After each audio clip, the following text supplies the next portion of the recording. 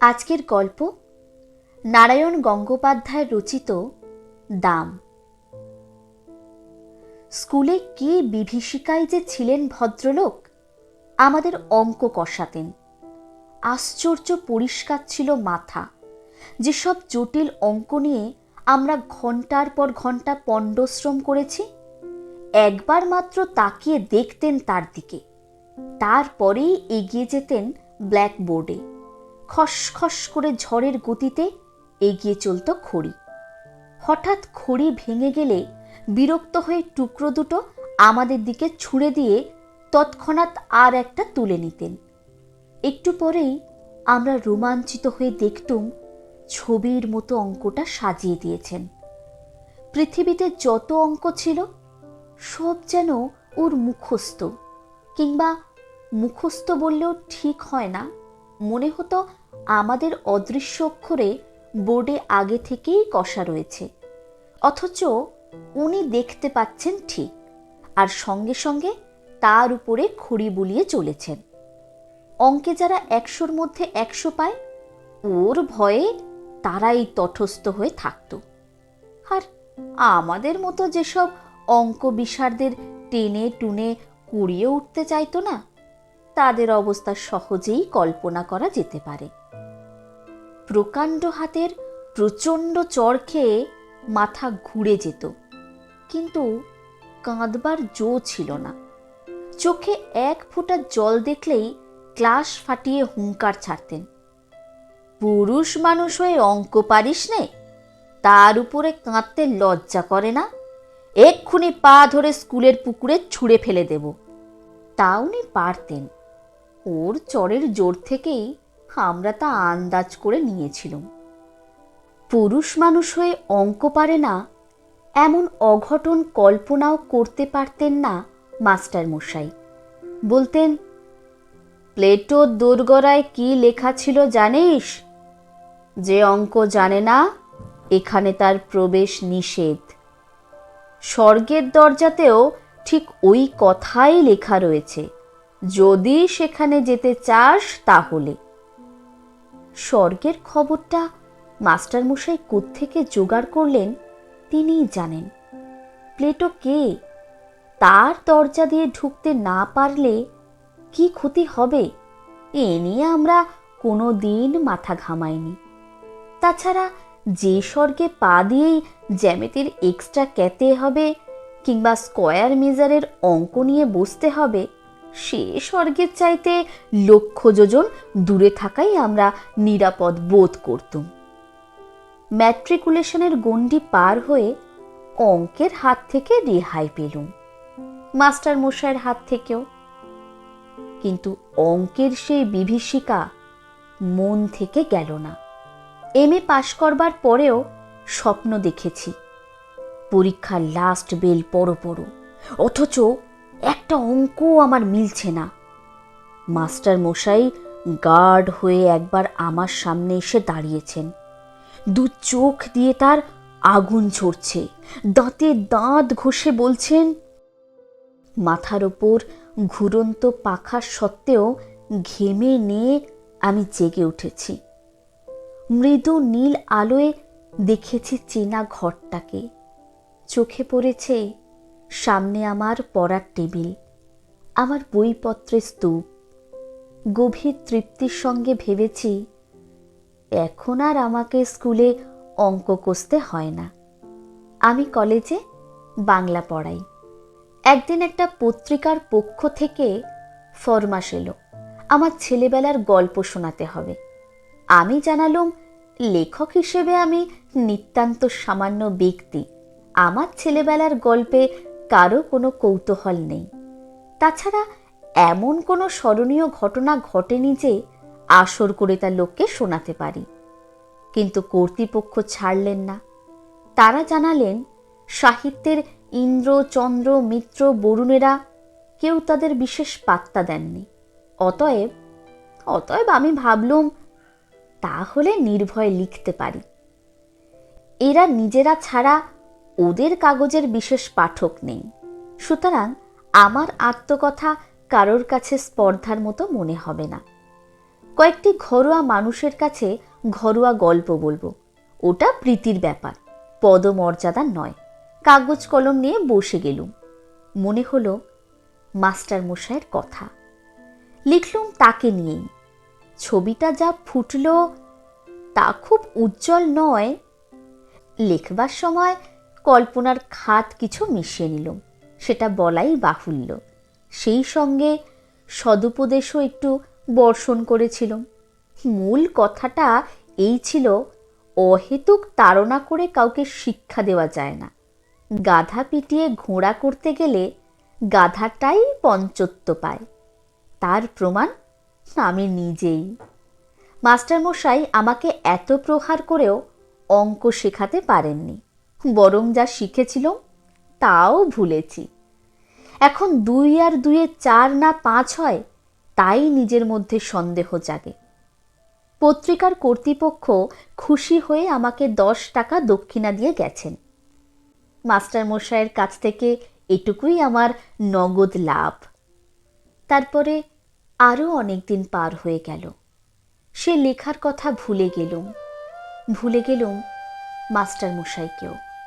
বয়স বেড়েছে, বিনিদ্র রাত্রিযাপনের মতো অনেক সমস্যা এসে দেখা দিয়েছে জীবনে। বর্তমানে দাবিটা এত বেশি জোরালো যে স্মৃতির দিকে তাকাবার অবসর পর্যন্ত মেলে না। এমনি সময় বাংলাদেশের এক প্রান্তের একটি কলেজ থেকে ডাক এলো। ওদের বার্ষিক উৎসব, অতএব আতিথ্য নিয়ে যেতে হবে ওখানে এবং বক্তৃতা দিতে হবে। এইসব উপলক্ষেই বিনা পয়সায় বেড়ানো যায়। তাছাড়া কলকাতা থেকে কেউ বাইরে গেলেই তার রাজোচিত সম্বর্ধনা মেলে। এখানকার চড়ুই পাখিও সেখানে রাজহংসের সম্মান পায়। কলকাতা থেকে দূরত্বটা যত বেশি হয়, আমাদের মতো নগণ্যের পক্ষে ততই সুখাবহ। আমি সুযোগটা ছাড়তে পারলুম না। গিয়ে পৌঁছতে চা, খাবার, আতিথেয়তার উচ্ছ্বাস। ছেলেরা তো এলোই। 2-4 জন সম্ভ্রান্ত লোক এসেও বিনীতভাবে আলাপ করে গেলেন। এমনকি খান কয়েক অটোগ্রাফারের খাতা পর্যন্ত এগিয়ে এলো। রোমাঞ্চিত কলরবে আমি স্বাক্ষরের সঙ্গে সঙ্গে বাণী বিতরণ করতে লাগলুম। ব্যক্তি হিসেবে আমি যে এত মূল্যবান, এর আগে কে ভেবেছিল সে কথা? সভায় যাকে বক্তৃতা করা গেল। রবীন্দ্রনাথ থেকে 12টা উদ্ধৃতি দিলুম। কার একটা ইংরেজি কোটেশন চালিয়ে দিলুম বার্নার্ড শার নামে। শেষে দেশের তরুণদের নিদারুণভাবে জাগ্রত হতে বলে যখন টেবিলে একটা প্রকাণ্ড কিল মেরে বক্তৃতা শেষ করলুম, তখন অল্পের জন্য ফুলদানিটা রক্ষে পেল। আর হল ফাটানো হাততালিতে কান বন্ধ হওয়ার জো। বুড়ো প্রিন্সিপাল পর্যন্ত মুগ্ধ হয়ে আমাকে বললেন, ভারী চমৎকার বলেছেন আপনি, যেমন সারগর্ভ তেমনি সুমধুর। আমি বিনীত হাসিতে বললুম, আজ শরীরটা তেমন ভালোই নেই, তাই মনের মতো করে বলতে পারলুম না। পাশে দাঁড়িয়ে থাকা ছেলেরা বিস্ময়ে চোখ কপালে তুলল।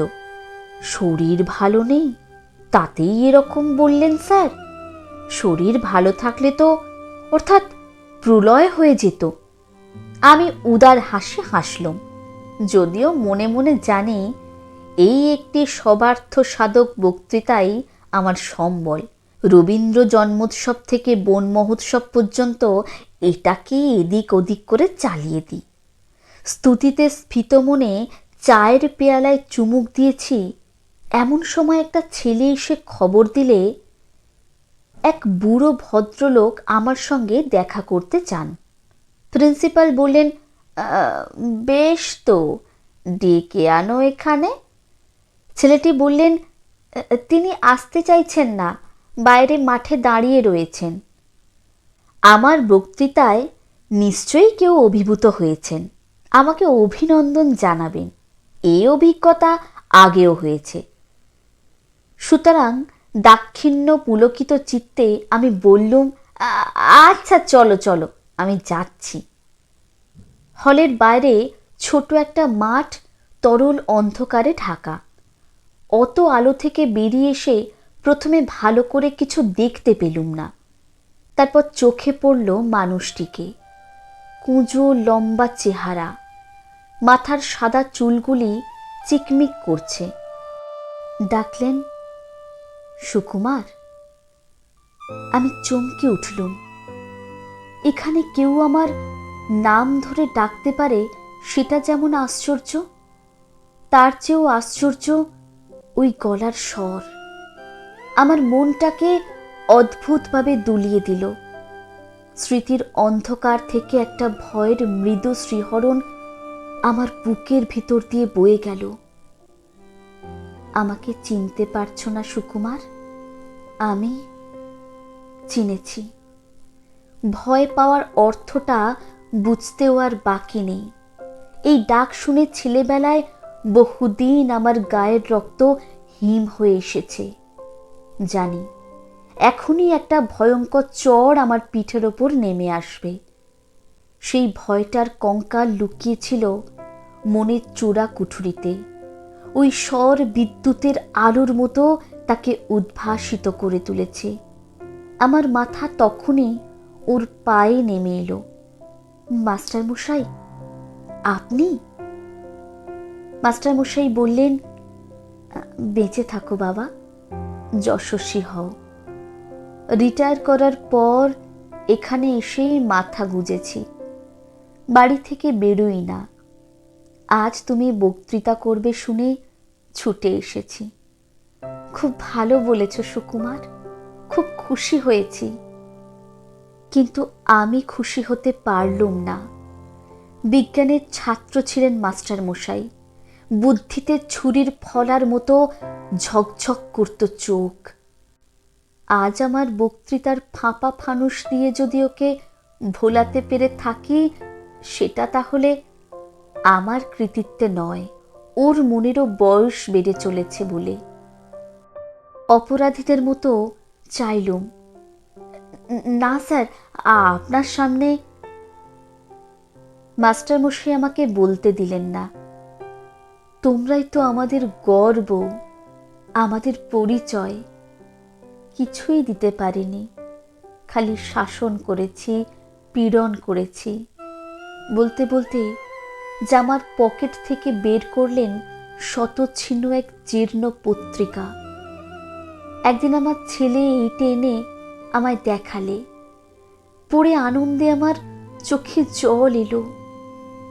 কত কাল হয়ে গেল, তবু সুকুমার আমাকে মনে রেখেছে, আমাকে নিয়ে গল্প লিখেছে।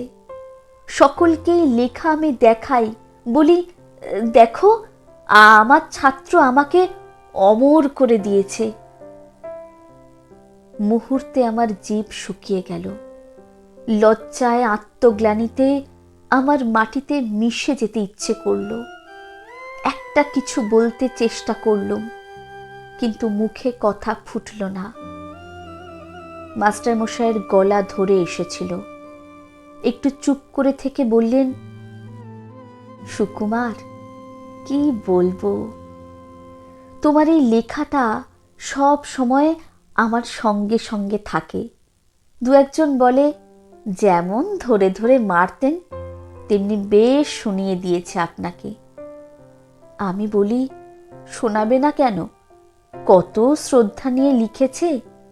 আর সত্যিই তো, অন্যায় যদি করেই থাকি, ওরা ছাত্র, ওরা সন্তান, বড় হলে সে অন্যায় আমার শুধরে দেবে বই কি। জানো সুকুমার, আনন্দে তোমাকে আমি একটা চিঠিও লিখেছিলুম, কিন্তু পাঠাতে সাহস হয়নি। তোমরা এখন বড় হয়ে গেছো। আর বলতে পারলেন না। আবছা আলোয় এখন অভ্যস্ত হয়ে উঠেছিলুম। দেখলুম মাস্টারমশাই চোখ দিয়ে জল পড়ছে। মনে হলো স্নেহ, মমতা, ক্ষমার এক মহা সমুদ্রের ধারে এসে দাঁড়িয়েছি। সেই স্নেহ কোটি মণিমাণিক্য দিয়ে যার পরিমাপ হয় না, সেই মমতা যার দাম সংসারের সব ঐশ্বর্যের চাইতে বেশি, সেই ক্ষমা কুবেরের ভাণ্ডারকে ধরে দিয়েও যা পাওয়া যায় না। আমি তাকে 10 টাকায় বিক্রি করেছিলুম। এ অপরাধ আমি বইব কি করে? এ লজ্জা আমি কোথায় রাখবো?